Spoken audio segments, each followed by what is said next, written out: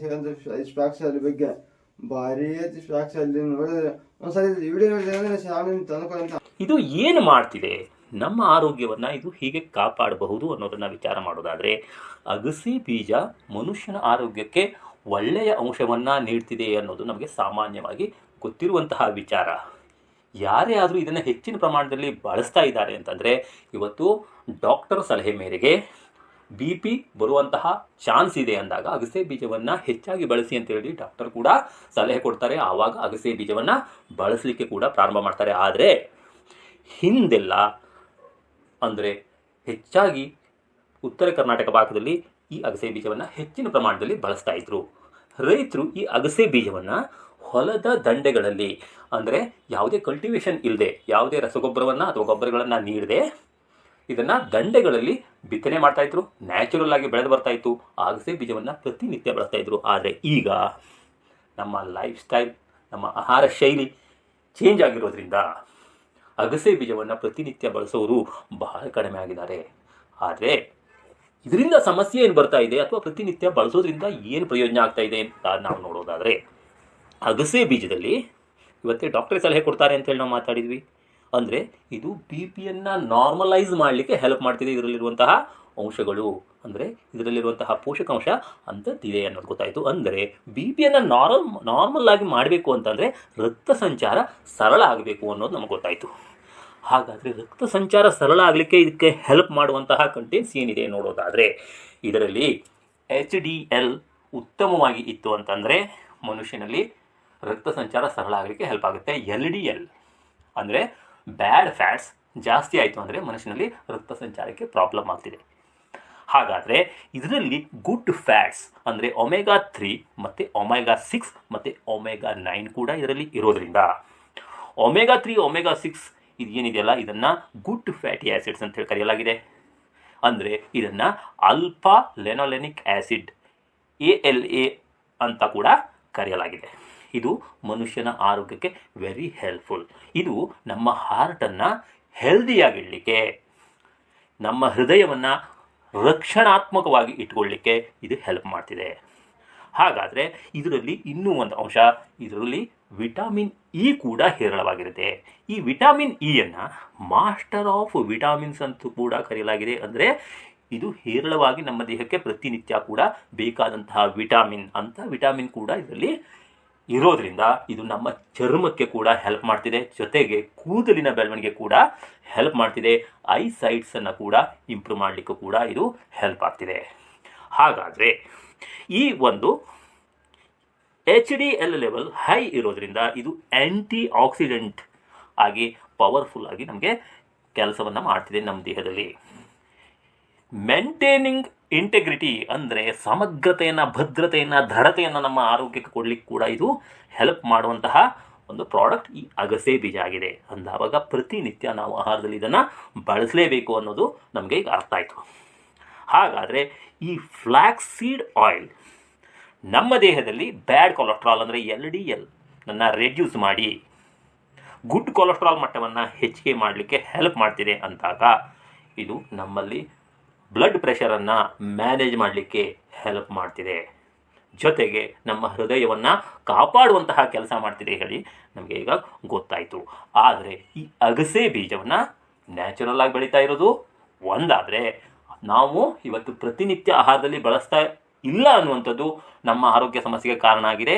ಜೊತೆಗೆ ನಮ್ಮ ಜೀವನದ ಶೈಲಿಯಲ್ಲಿ ಶಾರೀರಿಕವಾಗಿ ನಾವು ಹೆಚ್ಚಿನ ಶ್ರಮವನ್ನು ವಹಿಸಿ ಕೆಲಸ ನಿರ್ವಹಿಸ್ತಾ ಇರೋದ್ರಿಂದ ಮತ್ತು ನಮ್ಮ ಆಹಾರದಲ್ಲಿ ಬ್ಯಾಡ್ ಕೊಲೆಸ್ಟ್ರಾಲ್ ಅನ್ನುವಂಥದ್ದು ಜಾಸ್ತಿ ಆಗಿರೋದ್ರಿಂದ, ಅಂದರೆ ಜಂಕ್ ಫುಡ್ಸ್, ಬ್ಯಾಡ್ ಆಯಿಲ್ಸ್ ಇಂಥದ್ದನ್ನು ನಾವು ಬಳಸೋದ್ರಿಂದ ಕೂಡ ನಮ್ಮ ದೇಹದಲ್ಲಿ ಬ್ಯಾಡ್ ಫ್ಯಾಟ್ಸ್ ಜಾಸ್ತಿಯಾಗಿ ಕೊಲೆಸ್ಟ್ರಾಲ್ ಲೆವೆಲ್ ಜಾಸ್ತಿಯಾಗಿ ಇವತ್ತು ಹೆಚ್ಚಿನ ಜನರಲ್ಲಿ ಹೃದಯದಲ್ಲಿ ಸಮಸ್ಯೆ, ರಕ್ತದ ಒತ್ತಡ ಹೆಚ್ಚಾಗುವಂಥದ್ದು, ಜೊತೆಗೆ ರಕ್ತನಾಳಗಳಲ್ಲಿ ರಕ್ತ ಸಂಚಾರದಲ್ಲಿ ಸಮಸ್ಯೆ, ಇವೆಲ್ಲ ಸಮಸ್ಯೆ ಕೂಡ ಆಗದಂತೆ ತಡೆಯಲಿಕ್ಕೆ ಈ ಅಗಸೆ ಬೀಜ ನಮಗೆ ಹೆಲ್ಪ್ ಮಾಡ್ತಿದೆ ಅನ್ನೋದು ನಮಗೆ ಗೊತ್ತಾಯಿತು.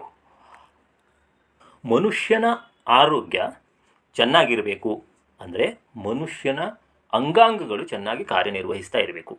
ಈ ಅಂಗಾಂಗಗಳು ಚೆನ್ನಾಗಿ ಕಾರ್ಯನಿರ್ವಹಿಸಬೇಕು ಹೇಳಾದರೆ ಮನುಷ್ಯನ ದೇಹದಲ್ಲಿ ರಕ್ತ ಸಂಚಾರ ಸರಳವಾಗಿ ಸರಿಯಾಗಿ ನಡೀತಾ ಇರಬೇಕಾಗ್ತದೆ. ಹಾಗಾದರೆ ಈ ಕೊಬ್ಬಿನ ಅಂಶಗಳು ಮನುಷ್ಯನ ದೇಹದಲ್ಲಿ ಹೆಚ್ಚಾದರೆ ನಮಗೆ ರಕ್ತದಲ್ಲಿ ಸಂಚಾರದಲ್ಲಿ ಅಡೆತಡೆ ಆಗ್ತಿದೆ ಅನ್ನೋದು ನಮಗೆ ಗೊತ್ತಾಯಿತು. ಹಾಗೆ ನೋಡೋದಾದರೆ ರಕ್ತ ಸಂಚಾರವನ್ನು ಸರಳಗೊಳಿಸುವಂತಹ ಒಂದು ವರದಾನ ಅಂತ ಹೇಳಿ ನಾವು ಹೇಳ್ಬೋದು ಈ ಅಗಸೆ ಬೀಜಕ್ಕೆ. ಹಾಗಾದರೆ ಈ ಅಗಸೆ ಬೀಜವನ್ನು ನಾವು ಈಗ ಏನು ಬಳಸ್ತಾ ಇದ್ದೀವಿ, ಯಾವ ರೀತಿ ಬಳಸ್ತಾ ಇದ್ದೀವಿ ನಾವು? ಒಣಗಿದ ಅಗಸೆ ಬೀಜವನ್ನು ತಂದು ಅದನ್ನು ಚೆನ್ನಾಗಿ ಮತ್ತೆ ಹುರಿದು, ಅಂದರೆ ಬೆಂಕಿ ಮೇಲೆ ಅದನ್ನು ಮತ್ತೆ ಹುರಿತೀವಿ. ಜೊತೆಗೆ ಅದನ್ನು ಚಟ್ನಿ ಪುಡಿನೋ ಏನೋ ನಮ್ಮ ಟೇಸ್ಟಿಗೆ ತಕ್ಕಾಗಿ ಅದನ್ನು ಕನ್ವರ್ಟ್ ಮಾಡಿ 1 ಸ್ಪೂನಷ್ಟು ನಾವು ಬಳಕೆ ಮಾಡ್ತೀವಿ. ಇದರಿಂದ ಏನಾಗ್ತಿದೆ ಕೇಳಿದರೆ ಅಗಸೆ ಬೀಜದಲ್ಲಿರುವಂತಹ ಪೂರ್ಣ ಪೋಷಕಾಂಶ, ಅದರಲ್ಲಿರುವಂತಹ ಒಮೆಗಾ 3, ಒಮೆಗಾ 6, ಒಮೆಗಾ 9 ಅನ್ನುವಂಥದ್ದು ಇವಾಪರೇಟ್ ಆಗಿ ಸ್ಟೆಪ್ ಬೈ ಸ್ಟೆಪ್ ಇವಾಪರೇಟ್ ಆಗಿ ಅದರಲ್ಲಿ ಇರುವಂತಹ ಗುಣವನ್ನು ಕಳೆದುಕೊಳ್ತಾ ಇದೆ. ಹಾಗೆ ನೋಡೋದಾದರೆ ಇವತ್ತು ಈ ಒಂದು ಅಗಸೆ ಬೀಜದಲ್ಲಿ ಇರುವಂತಹ ಪೂರ್ಣ ಪೋಷಕಾಂಶ ನಮಗೆ ಸಿಗ್ತಾ ಇಲ್ಲ. ಯಾಕೆ ಅಂದರೆ ಇದು ಒಣಗಿದ ರೂಪದಲ್ಲಿ ಬರುವಾಗ ಅದರಲ್ಲಿರುವಂತಹ ಅಂಶವನ್ನು, ಈ ಒಂದು ಉತ್ತಮ ಅಂಶವನ್ನು ಒಂದು 20% 30%ವರೆಗೂ ಕೂಡ ಕಳ್ಕೊಳ್ಳುವಂತಹ ಚಾನ್ಸ್ ಇದೆ. ಜೊತೆಗೆ ಅದನ್ನು ಚೆನ್ನಾಗಿ ಹುರಿದಾಗ ಮತ್ತೆ 20ರಿಂದ 30% ಮತ್ತೆ ಲಾಸ್ ಆಗುವಂತಹ, ಇವಾಪರೇಟ್ ಆಗಿ ಹೋಗುವಂತಹ ಅವಕಾಶ ಬರ್ತಿದೆ.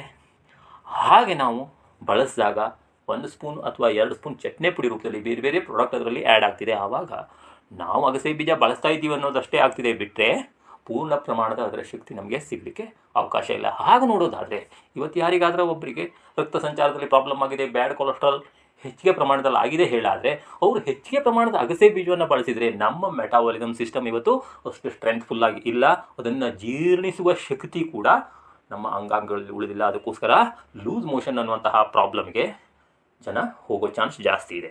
ಅದಕ್ಕೋಸ್ಕರ ವೆಸ್ಟೀಜ್ ಸಂಸ್ಥೆ ಈ ಒಂದು ಅಗಸೆ ಬೀಜದಲ್ಲಿರುವಂತಹ ಪೂರ್ಣ ಪೋಷಕಾಂಶಗಳನ್ನು ಹೋಲ್ಡ್ ಮಾಡಿ, ಅಂದರೆ ಬಯೋಟೆಕ್ನಾಲಜಿ ಮೂಲಕ ಕೋಲ್ಡ್ ಪ್ರೆಸ್ ಸಿಸ್ಟಮ್ನಿಂದ ಹಸಿ ಅಗಸೆ ಬೀಜ ಒಣಗಿದಕ್ಕಿಂತಹ ಮೊದಲು, ಅಂದರೆ ಬೆಳೆದಂತಹ ಹಸಿ ಅಗಸೆ ಬೀಜ ಇನ್ನೂ ಹಸಿರಾಗಿರುವಾಗಲೇ ಕೂಡ ಇದರಲ್ಲಿರುವಂತಹ ಎಣ್ಣೆಯ ಅಂಶವನ್ನು, ಒಮೆಗಾ 3, ಒಮೆಗಾ 6, ಒಮೆಗಾ 9 ಅಂಶವನ್ನು ತೆಗೆದು ಅದನ್ನು ಕಾನ್ಸಂಟ್ರೇಟ್ ಮಾಡಿ ಕ್ಯಾಪ್ಸೂಲ್ ರೂಪದಲ್ಲಿ ನಮಗೆ ನೀಡ್ತಾ ಇದೆ.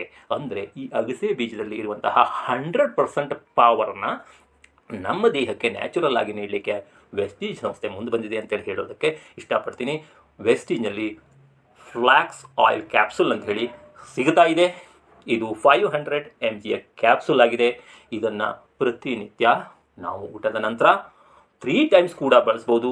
ಆರೋಗ್ಯವಂತ ಮನುಷ್ಯ ಆರೋಗ್ಯವನ್ನು ನಿರಂತರವಾಗಿ ಕಾಪಾಡಿಕೊಳ್ಬೇಕು.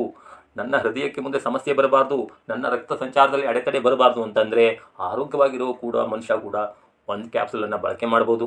ಯಾರಿಗಾದರೂ ಸ್ವಲ್ಪ ಏರುಪೇರಾಗಿದೆ ಅಂದರೆ 2 ಕ್ಯಾಪ್ಸೂಲನ್ನು ಬಳಕೆ ಮಾಡ್ಬೋದು. ಜೊತೆಗೆ ಇನ್ನೂ ಸಮಸ್ಯೆ ಸ್ವಲ್ಪ ಪ್ರಮಾಣದಲ್ಲಿ ಸ್ಟಾರ್ಟ್ ಆಗಿದೆ ಅನ್ನೋರು 3 ಟೈಮ್ಸ್ ಕೂಡ ಬಳಕೆ ಮಾಡ್ಬೋದು. ಹಾಗೆ ಜೊತೆಗೆ ಯಾರಾದರೂ ಈ ಸಮಸ್ಯೆಯಲ್ಲಿ ಆಲ್ರೆಡಿ ಮೆಡಿಕೇಷನಲ್ಲಿ ಇದ್ದೀವಿ ಅನ್ನೋರು ಕೂಡ ಆ ಮೆಡಿಕೇಷನ್ ಜೊತೆಗೆ ಕೂಡ ಇದು ಆಹಾರ ಪೂರಕ ಆಗಿರೋದ್ರಿಂದ ವೆಸ್ಟೀಜ್ ಫ್ಲ್ಯಾಕ್ಸ್ ಆಯಿಲನ್ನು ಬಳಕೆ ಮಾಡಿಕೊಂಡು ತಮ್ಮ ರಕ್ತ ಸಂಚಾರವನ್ನು ಸರಳಗೊಳಿಸ್ಕೊಂಡು BP-ಯಿಂದ ಮುಕ್ತಿಯನ್ನು ಕೂಡ ನಿಧಾನವಾಗಿ ಪಡಿಬಹುದು ಹೇಳೋದನ್ನು ಹೇಳಲಿಕ್ಕೆ ನಾನು ಇಷ್ಟಪಡ್ತೇನೆ.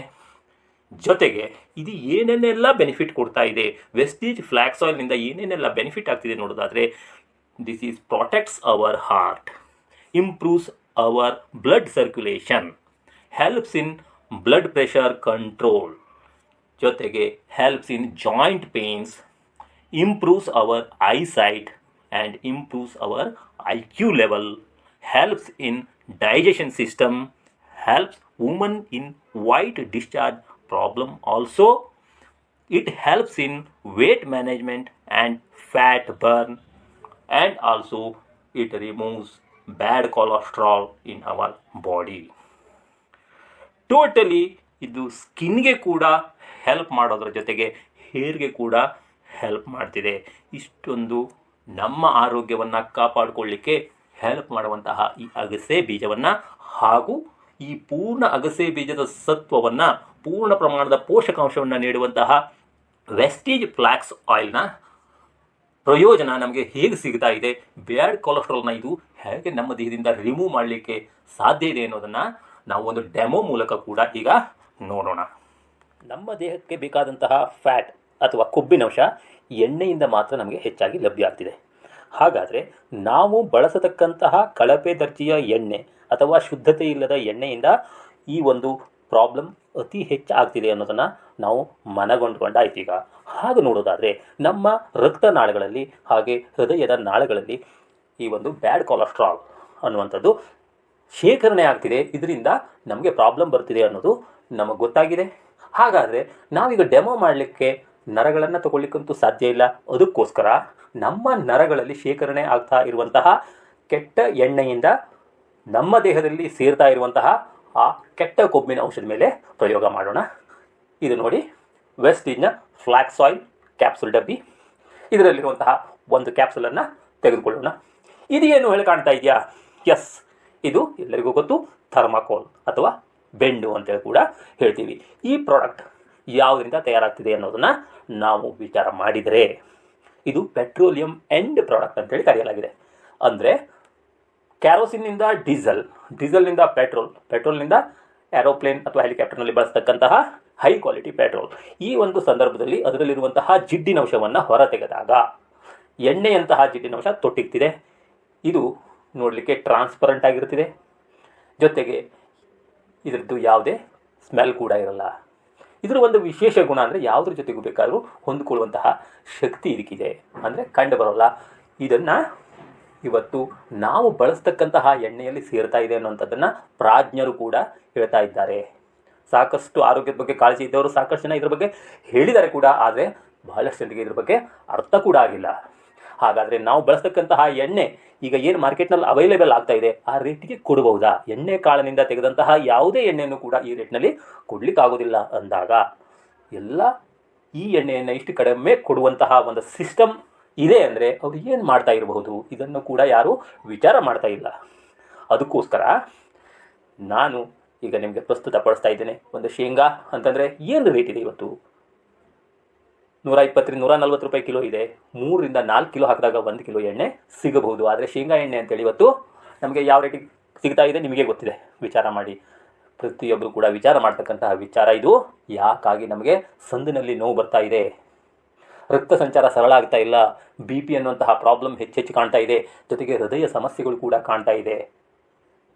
ಈ ಎಲ್ಲ ರೀತಿಯ ಸಮಸ್ಯೆಗಳು ನರ ಸಂಬಂಧಿ ಹಾಗೂ ರಕ್ತ ಸಂಬಂಧಿ ಕಾಯಿಲೆಗಳು ಬರಲಿಕ್ಕೆ ನಾವು ಬಳಸ್ತಾ ಇರುವಂತಹ ಈ ಎಣ್ಣೆ ಕಾರಣ ಆಗ್ತಾ ಇದೆ. ಆ ಎಣ್ಣೆಯಲ್ಲಿ ಈ ಒಂದು ಪೆಟ್ರೋಲ್ ಪ್ರಾಡಕ್ಟನ್ನು ಪ್ರತಿ ಹಂತದಲ್ಲಿ ಡೀಸೆಲ್ ಹಾಗೆ ಕೆರೋಸಿನ್, ಡೀಸೆಲ್ ಹಾಗೆ ಪೆಟ್ರೋಲ್, ಈ ಹಂತದಲ್ಲಿ ವೈಟ್ ಆಯಿಲ್, ಪ್ಯಾರಾಪಿನ್ ಹಾಗೂ ಮಿನರಲ್ ಆಯಿಲ್ ಅಂಥೇಳಿ ಕರೆಯಲಾಗ್ತಿದೆ. ಈ ಎಲ್ಲ ಎಣ್ಣೆನೂ ಕೂಡ ಪೆಟ್ರೋಲಿಯಂ ವೇಸ್ಟ್ ಪ್ರಾಡಕ್ಟ್. ಇದನ್ನು ಫಿಲ್ಟರ್ ಮಾಡಿದಾಗ ಏನು ವೇಸ್ಟ್ ಸಿಗ್ತಿದೆ ಅದರಿಂದ ತಯಾರು ಮಾಡಿದಂತಹ ಈ ಒಂದು ಥರ್ಮಾಕೋಲ್ ಇದೆಯಲ್ಲ, ಇದನ್ನು ಇವತ್ತು ಡೆಮೋ ಮಾಡೋಣ. ಈ ಒಂದು ಥರ್ಮಾಕೋಲು ನಾವು ಭೂಮಿಯಲ್ಲಿ ಹಾಕಿ ಮುಚ್ಚಿಟ್ರೂ ಕೂಡ ಇದು 10 ವರ್ಷಗಳ ಕಾಲ ಇದ್ದರೂ ಕೂಡ ಕೊಳೆಯೋದಿಲ್ಲ ಅಂದವಾಗ ಇದನ್ನು ನೀರಲ್ಲಿ ಹಾಕಿದರೆ ಕೂಡ ಇದು ಕರಗೋದಿಲ್ಲ, ಬೆಂಕಿಯಲ್ಲಿ ಹಾಕಿದರೆ ಸುಡೋದಿಲ್ಲ, ಎಷ್ಟೇ ದಿವಸ ಬಿಸಿಲಲ್ಲಿ ಬಿದ್ದರೂ ಕೂಡ ತನ್ನ ಕಲರ್ನ ಕಳ್ಕೊಳ್ಳೋದಿಲ್ಲ ಅಥವಾ ಇದು ಏನು ಚೇಂಜ್ ಆಗೋದಿಲ್ಲ ಅಂದವಾಗ ಈ ಒಂದು ಅಂಶ ಅದನ್ನು ಆ ವೈಟ್ ಆಯಿಲನ್ನು ಫಿಲ್ಟರ್ ಮಾಡಿದಾಗ ಸಿಕ್ಕಂತಹ ಈ ಒಂದು ಪ್ರಾಡಕ್ಟ್ ಆ ಎಣ್ಣೆಯಲ್ಲೂ ಕೂಡ ಇರ್ಬೋದಲ್ವಾ? ಫಿಲ್ಟರ್ ಮಾಡಿದ ಆ ವೈಟ್ ಆಯಿಲ್ನಲ್ಲಿ ಕೂಡ ಇದೆ ಅಲ್ವಾ? ಹಾಗಾದರೆ ಈ ಅಂಶ ನಮ್ಮ ದೇಹದೊಳಗೆ ಸೇರಿದರೆ, ನಮ್ಮ ರಕ್ತನಾಳಗಳಲ್ಲಿ ಹೋದರೆ ಏನಾಗ್ಬೋದು ವಿಚಾರ ಮಾಡಿ. ಆದರೆ ಇದನ್ನು ಕರಗಿಸೋ ಶಕ್ತಿ ವೆಸ್ಟೀಜ್ ಫ್ಲ್ಯಾಕ್ಸ್ ಆಯಿಲ್ಗಿದೆ ಅನ್ನೋದನ್ನು ಈಗ ನಾವು ಡೆಮೋ ಮೂಲಕ ನೋಡೋಣ. ಎಸ್, ಈಗ ತಗೊಳ್ತೀನಿ ಸ್ವಲ್ಪ ಪೀಸ್ ಥರ್ಮಾಕೋಲ್. ಓಕೆ ನೋಡಿ, ಹಾಗೆ ಫ್ಲೆಕ್ಸ್ ಆಯಿಲ್ನ ಹೋಲ್ ಮಾಡಿದ್ದೀರಿ, ಇದನ್ನು ಹಾಕೋಣ. ನೋಡಿ, ಈಗ ನ್ಯಾಚುರಲ್ ಆಗಿ ಅದು ಕರಗ್ತಾ ಇದೆ. ಅಂದರೆ ಇದು ಬ್ಯಾಡ್ ಕೊಲೆಸ್ಟ್ರಾಲ್. ಈ ಬ್ಯಾಡ್ ಕೊಲೆಸ್ಟ್ರಾಲ್ ಅಥವಾ ಬ್ಯಾಡ್ ಫ್ಯಾಟ್ ಅಂತೇಳಿ ಹೇಳ್ತೀವಲ್ಲ, ಇದನ್ನು ಕರಗಿಸಬೇಕು ಅಂದರೆ